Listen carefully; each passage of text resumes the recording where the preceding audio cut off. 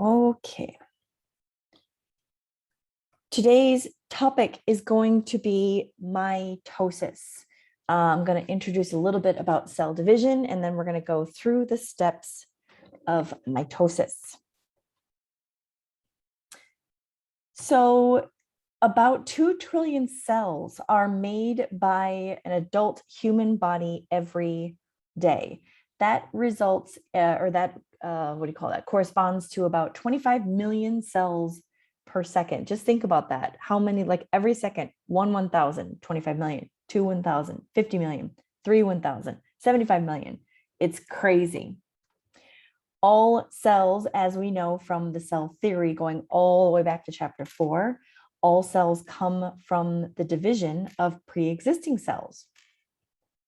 Cell division or cell reproduction is the process by which cells produce offspring cells, often called daughter cells. Daughter cells. So that's like one area, at least, that females can be like, yay. Cell division is, of course, different in prokaryotes and eukaryotes because, of course, prokaryotes don't have a nucleus. Sorry, they don't have a nucleus, and they don't have any organelles to copy. But cell reproduction in both pro and eukaryotes produce the same results. That is 2 cells from 1. I also just want to emphasize the fact that you start with a parent cell, and the parent cell is going to produce 2 identical daughter cells, but keep in mind the parent cell ceases to exist. So imagine, if you will, if we reproduced in the same way, we would basically like make a clone of ourselves, but the original self would cease to exist. Kind of like if you cut yourself in half and then fill in the missing half, that kind of thing. This is an example of asexual reproduction. Asexual because there's only one parent.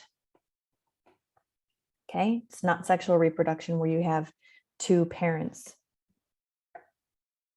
So for prokaryotes, I'm so sorry, I haven't eaten yet, so I don't have any energy. Cell division in prokaryotes, this is basically a description of what happens. So you have a prokaryotic cell. You don't have any organelles to copy, so you just copy DNA. Here you can see 2 copies of DNA. The cell is going to enlarge, and you're going to have each new DNA molecule move to opposite ends of the cell. And eventually it starts to pinch off in the middle until you finally have 2 individual cells. What you're seeing on the right-hand side is a time-lapse video of bacteria dividing. This is a process called binary fission. Binary meaning 2, fission means to split, or process of splitting, which you can see here. So first thing is that the chromosome is going to copy itself, resulting in 2 identical chromosomes, which you see here.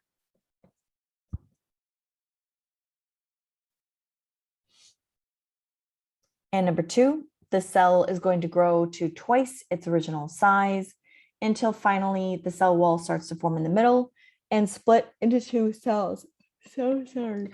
Here is an example of what looks like a paramecium. And the reason why I say that is because of its shape, but also I see the cilia all on the outside. A kind of little fuzzy area on the outside looks like cilia. So a lot of single-celled organisms use binary fission to reproduce. In eukaryotes, cell division is divided into 2 parts. You have the nucleus division, which is called mitosis, and you have the cytoplasm division, which is called cytokinesis. Okay, cyto meaning cell, and cis meaning process, and kine meaning movement or something to do with moving. So mitosis is the process of nuclear division. Mitosis is when the nucleus divides. It is, like I said, a form of asexual reproduction because you have one parent. And again, unicellular organisms are going to use asexual reproduction. Binary fission only applies to prokaryotes. I don't know why sorry, all of a sudden. Mitosis is going to apply to all of the cells in our body except in the formation of egg and sperm. It's also going to apply to unicellular organisms like the Paramecium you saw on the previous slide. Okay, for multicellular organisms, it's the addition of cells to a tissue or organ. This occurs during growth and also during repair. Every single day, you have red blood cells that are recycled and you produce new red blood cells. Red blood cells only last about 7 days. So you have to replace them every 7 days. So you make about a million new red blood cells a second, something like that. Your skin cells as well. So all of the skin on all the cells on the outer part of your skin, you shed those all day, every day. So those have to be replaced by cells underneath. The sexual reproduction method is called meiosis. I don't know why. I'm sure because of the Latin or Greek origins, the words have to be so similar. Mitosis is asexual, meiosis is sexual reproduction. This is how egg and sperm is formed. And basically, we're going to do that next week. During meiosis, the number of chromosomes is reduced by half. And each new cell is going to be genetically different than the parent cell. So this results in something called genetic variation, which is a huge advantage for sexual reproduction. If you just take into account the pandemic that we've been dealing with for the last year and a half plus, the reason why not every single person on the planet dies from it is because of meiosis, because we're all genetically different, aside from identical twins, which I'll talk about later when we talk about meiosis. But the majority of us are genetically different because of meiosis and all of the changes that occur when egg and sperm are being produced. Every single egg and every single sperm is genetically different. So if you think about the fact that females are born with all of the eggs that she's ever going to have. So on average, I think that's about 4 million or 400,000. I can't remember. I think it's 4 million. So a biologically genetic female is going to be born, like, never mind if it's like intersex or whatever, which is where it's kind of a mixture of both male and female, like different reproductive parts. I'll talk about that later, but let's just say it's a normal XX biological female born with about 4 million eggs. By the time that female reaches puberty, the amount of viable or usable eggs is going to be down to about 400,000. And then every month, of course, either the right or the left ovary, assuming everything is healthy and normal, either a right or left ovary will release 1 egg per month from the beginning of puberty until menopause, which is when menstruation stops.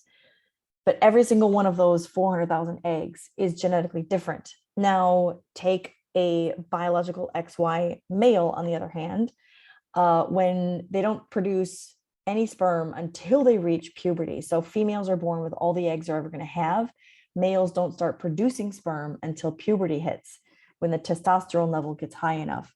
And once puberty hits, the male testes are going to produce between 1 and 2, is it million with an M or billion with a B? I can't remember. I have to look that up again. They're going to produce, let's just say million to make it easy, 1 to 2 million sperm per day. And each one of those is genetically different.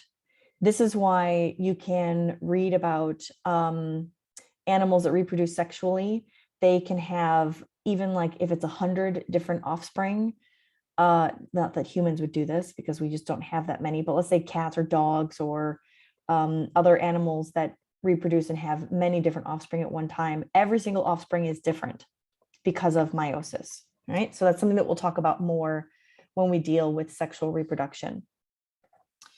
Before we get into the details of mitosis, and I might not actually get exactly to the steps of mitosis, depending on how long the cell cycle takes. So the cell cycle is how you describe what you see here in the diagram. It's a repeating set of events that make up the life cycle of the cell. So we'll just start at right after cell division. So you've got two main parts. You have interphase and you have cell division. Okay, so interphase is when the cell is not dividing, and then when it's not dividing, of course, it is dividing. Interphase is made up of three separate phases or three parts. You have G1, S, and G2. G1 occurs right after cell division. So this is when the daughter cell is going to grow to a mature size. Then you have the S phase. This is where DNA is copied in preparation for mitosis. And then finally, you have the G2 phase, which is continuing growth and preparation for cell division, because there's certain things that happen in the cell before it divides. Then you have cell division. And like I said a couple of minutes ago, you have the division of the nucleus and the division of the cytoplasm, and they are two separate processes. Excuse me. First, you have mitosis, which is the nucleus dividing. Then you have cytokinesis, which is the cytoplasm. And I know there's like so much vocab being thrown at you at the moment. This is why I said we can take the time today to talk about the cell cycle and what happens, and I can deal with mitosis either tomorrow or next week. Okay, so once again, two parts of the cell cycle. When the cell is not dividing, that's called interphase. Interphase is made of three parts, G1, S, G2. The G1 and G2 are easy because you just remember G stands for growth. S stands for synthesis, and this is when DNA is copied. You synthesize an additional molecule of DNA because, of course, we're starting with one cell. We have to copy the DNA so that there's two exact copies. So each new daughter cell gets one exact identical copy from the parent cell. After G2, then you have cell division, which occurs in two parts. You have the nucleus, which divides first. That's very complicated because, of course, you have to have the DNA shrink, not shrink, that's the wrong word to use. Condense is a better word. DNA has to condense into chromosomes, and you have to make sure that you organize the chromosomes in such a way that each new cell is going to get exactly one perfect copy of all of the chromosomes. Once the nucleus has divided, then you're going to copy all of the organelles and you're going to have the cytoplasm divide during cytokinesis. Okay, that's the cell cycle. Every cell in our bodies undergoes a series of changes called the cell cycle. The first stage is interphase, a period of growth and development when a cell carries out its normal functions. During the M, or mitotic phase, the cell undergoes 6 stages of mitosis: prophase, prometaphase, metaphase, anaphase, telophase, and cytokinesis. Okay, that's all of the steps. We're going to go through those later. All right, so here is a different diagram with the same thing. So you have interphase, which is this entire section, okay? So if you cut out cytokinesis and mitosis, let's get the marker going here. It's all of this. So a majority of the life of a cell is spent in interphase, between divisions. Remember, inter means between phases, right? And like I said, cell division has two phases, mitosis and cytokinesis. All right, so let's dive into interphase. The three stages of interphase are G1S and G2. During G1, the offspring grow to a mature size because they have just been formed, the new daughter cells. During the S phase, the DNA is copied. During G2, the cell is going to prepare to divide. Now, at a certain point in the life of a cell, because cells can only undergo division a certain number of times. Once, I think it's 40, I have to look that up again, but I think it's about 40 times that a cell can divide before it's just, they're too old to keep dividing. It's kind of like if you make a copy of a copy of a copy of a copy, like you photocopy a page and you make a photocopy of that photocopy. If you keep photocopying photocopies, eventually it becomes too blurry to read, right? To read, period, correct? Question mark, as if, like, hopefully you guys know that already. At that point, the cell exits the cell cycle. So after the G2 phase, if it's too old, and there are checkpoints to make sure that the cells are healthy and they are okay to divide. But if a cell is not healthy or if it's too old to keep dividing, it will exit after G2 and it will go into what's called G0. And the G0 phase should be a 0. I think that's an O, but it should be G0. And the G0 phase is when the cell will just keep living and doing its function, but it's not going to divide anymore. Okay. Cells, obviously, like everything else, they don't last forever. And so depending on the type of cell that it is, it might have a short lifespan after it enters G0, or it might last for years. It just depends on what type of cell it is. Your white blood cells, for example, last many years. But your red blood cells, like I said, only about 7. No, sorry, it's not 7 days. That's platelets. My bad. Red blood cells last about 3 months. Sorry. White blood cells last years, red blood cells 3 months, and then platelets. Platelets are the 7 days. Platelets are chunks of cells that help to form blood clots, so that if you get cut or if you have some kind of injury, you don't bleed to death, right? If you've ever had a scab where you had an injury and you bled, but then the bleeding stops and a scab forms, that is due to the action in part of platelets. Those only last 7 days. During mitosis, a 2N nucleus divides to form 2 new 2N nuclei. During prophase, the chromatin in the nucleus forms into chromosomes and the nuclear membrane dissolves. Centrosomes move to opposite ends of the cell and the mitotic spindle forms. During metaphase, the chromosomes gather at the center of the cell. During anaphase, the chromatids of each chromosome separate at the centromere and move toward opposite poles of the cell. During telophase, the spindle fibers disassemble and a nuclear membrane forms around each set of chromosomes. The chromosomes uncoil into the chromatin state. At the end of mitosis, animal cells usually pinch in half by a process called cytokinesis. Okay.